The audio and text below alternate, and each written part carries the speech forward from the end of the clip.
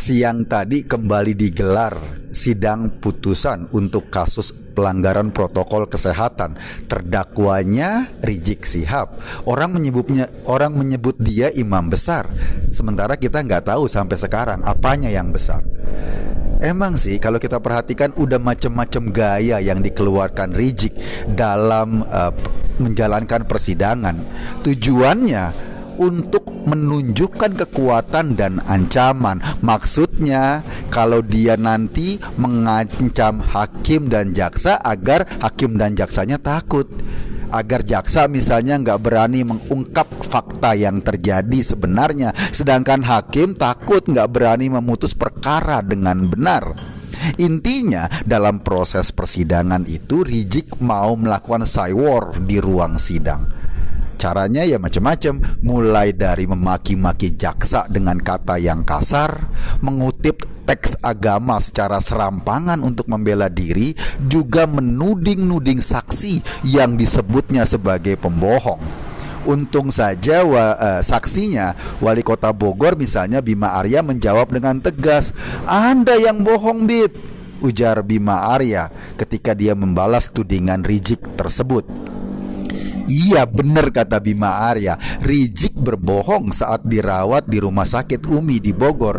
Ia menyembunyikan hasil tes COVID-19 padahal hasilnya reaktif, tapi ia nggak mau ngaku.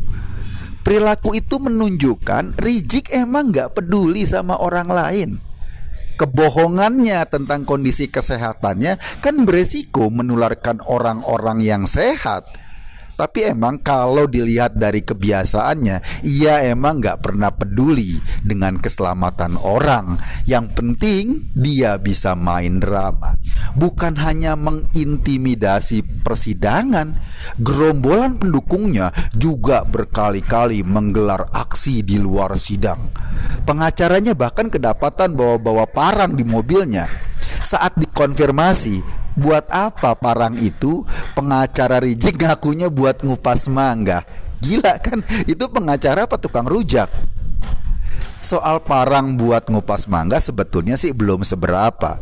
Pendukung Rizik yang lain malah mau meledakkan Jakarta dan beberapa kota besar lainnya untuk intimidasi, targetnya agar Rizik dibebaskan.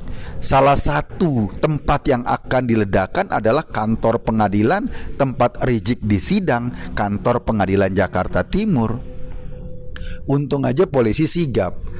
Orang-orang seperti Hussein Hasni, Julkhaimi dan beberapa pentolan perencana aksi teror langsung digulung oleh polisi. Di markas mereka di Condet ditemukan berbagai bahan kimia yang sudah diracik sebagai bahan dasar bahan peledak dan daya rusaknya tinggi. Kata polisi, diperkirakan dari bahan peledak yang ditemukan saja mereka bisa membuat 200 buah bom. Iya, 200 buah dengan daya ledak yang tinggi.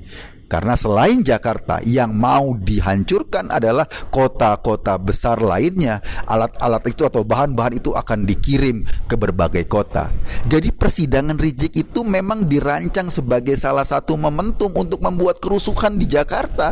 Sasarannya jelas, toko-toko milik warga Tionghoa, SPBU, kantor polisi atau kantor TNI dan fasilitas publik lainnya. Nah, tadi tuh menjelang sidang, masa mau dikerahkan lagi? Poster-poster disebar, katanya persidangan Rizik menyakiti hati umat. Halo, umat mana yang disakitin?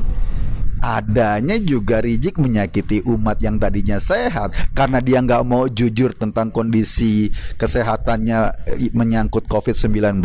Kan dia bisa membuat droplet, bisa membuat orang yang sehat jadi sakit, ketularan dropletnya. Apalagi kalau ngomong mangapnya gede banget. Sebetulnya ya kalau kita perhatikan pola menekan proses hukum dengan ancaman seperti ini, dengan masa, dengan ancaman segala macam, itu memang ciri khas Rizik dan gerombolannya. Cara-cara preman dilakukan untuk menawar proses hukum, baik buat membebaskan orang segolongan yang terkena kasus hukum maupun untuk menekan musuh-musuh politiknya agar dihabisi.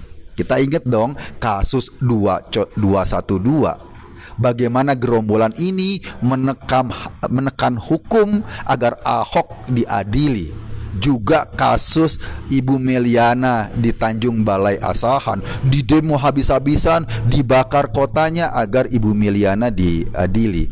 Kini yang dilakukan sama, demo, kirim ancaman, bikin bom. Tujuannya apa? Tujuannya untuk menekan para penegak hukum agar mereka takut, dan jaksa dan hakim ini jadi ngeri. Kenapa? Karena mereka takut dengan tekanan massa. Dari berbagai kasus hukum Rizik yang menjerat, persidangan ini sebetulnya baru satu kasus. Akan ada lagi kasus-kasus lain yang bakal digelar. Salah satunya kasus chat esek-esek itu. Kita sih percaya para penegak hukum akan bekerja dengan baik. Tugas kita mensupport aparat menegakkan hukum seadil-adilnya. Soal demo-demo itu, soal poster yang ngajakin orang turun ke jalan untuk membebaskan Rizik, itu udah nggak zaman di zaman sekarang. Sekarang hukum harus bicara, harus tegak. Jangan mau lagi diintimidasi dengan massa. Jangan mau lagi diintimidasi dengan isu kriminalisasi ulama. Tugas kita sebagai rakyat Indonesia itu mensupport para aparat penegak hukum agar mereka bisa menegakkan hukum secara benar, secara adil, nggak peduli dengan status atau golongan sosial siapapun. Kalau ada WNI yang memang melanggar hukum, ya disidang, diputuskan dengan benar. Kalau memang terbukti bersalah, ya dihukum. Tugas kita itu mensupport aparat dan mengabaikan orang-orang yang menekan hukum dengan gaya preman berjubah. Sebab ini Indonesia, kitalah yang harus menjaganya. Terima kasih.